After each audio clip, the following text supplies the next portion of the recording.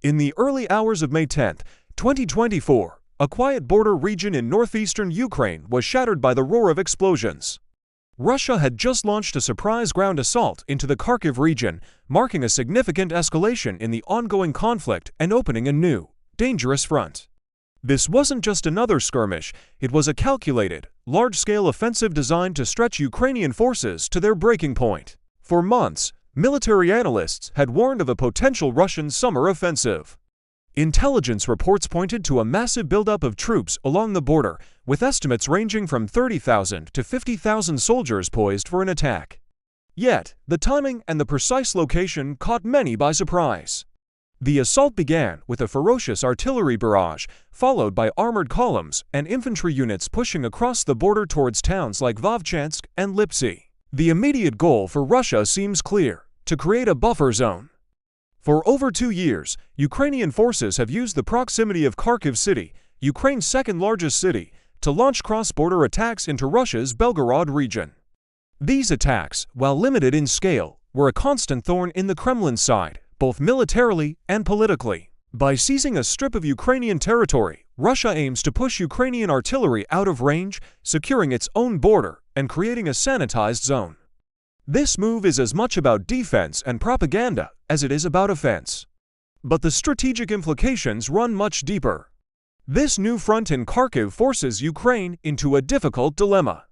With a significant portion of its military already engaged in intense fighting in the Donbas, particularly around key hotspots like Chasiv Yar, Kyiv now has to decide whether to redeploy its precious reserves.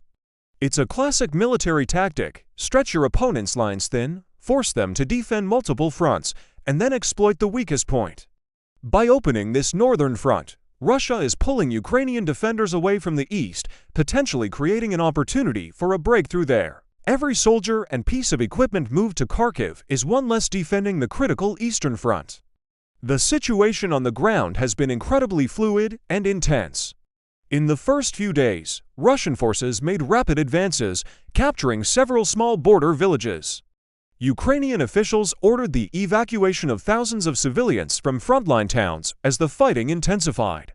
Vovchansk, a town with a pre-war population of about 17,000, became the epicenter of the battle. Reports describe street-to-street fighting, with Russian troops attempting to gain a foothold on the northern side of the Vovha River, which bisects the town.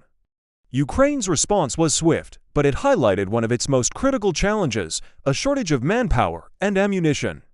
President Volodymyr Zelensky described the fighting as extremely difficult. Units that were supposed to be resting and refitting after months of brutal combat were rushed to the front to plug the gaps.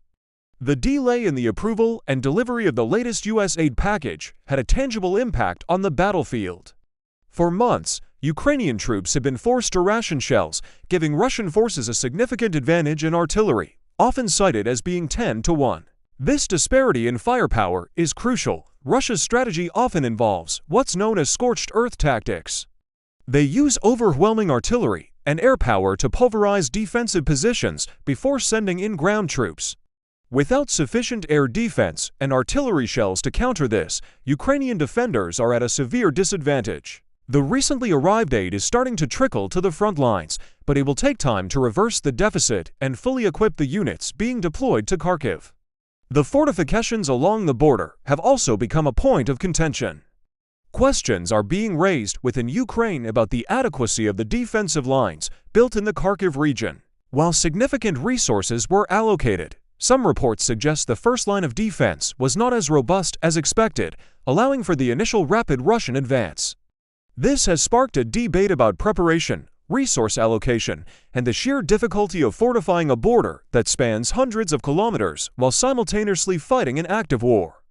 Building extensive fortifications requires immense resources, manpower, and time, all of which are in short supply. The human cost of this new offensive is staggering. Thousands of residents from Vovchansk and surrounding areas have been forced to flee their homes, many for the second time since 2022. They arrive in Kharkiv city with little more than the clothes on their backs, their lives once again upended by the violence. The images of elderly people being helped into evacuation vehicles and families huddled in shelters are a heartbreaking reminder of the war's devastating impact on ordinary people.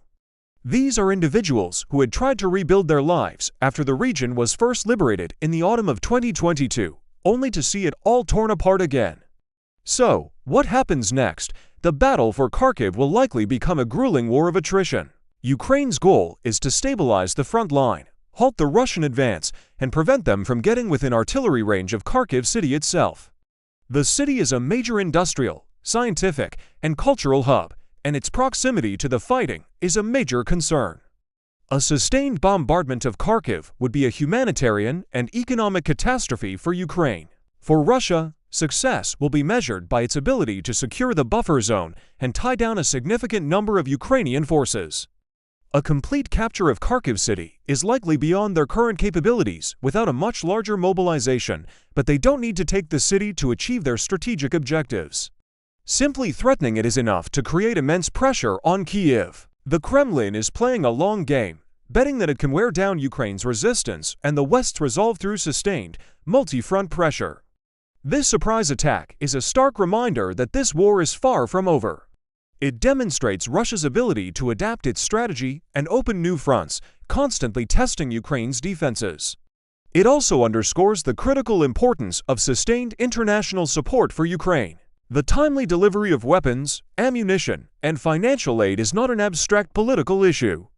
It has a direct and immediate impact on the lives of soldiers and civilians on the front line. The coming weeks will be crucial.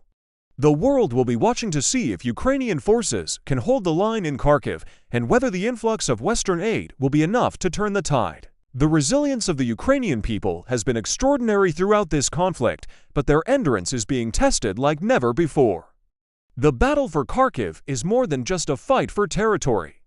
It's a fight for strategic advantage, a test of wills, and a defining moment in this brutal and protracted war. Thank you for watching. If you found this analysis helpful, please like this video and subscribe for more in-depth coverage. Stay safe, and we'll see you in the next one.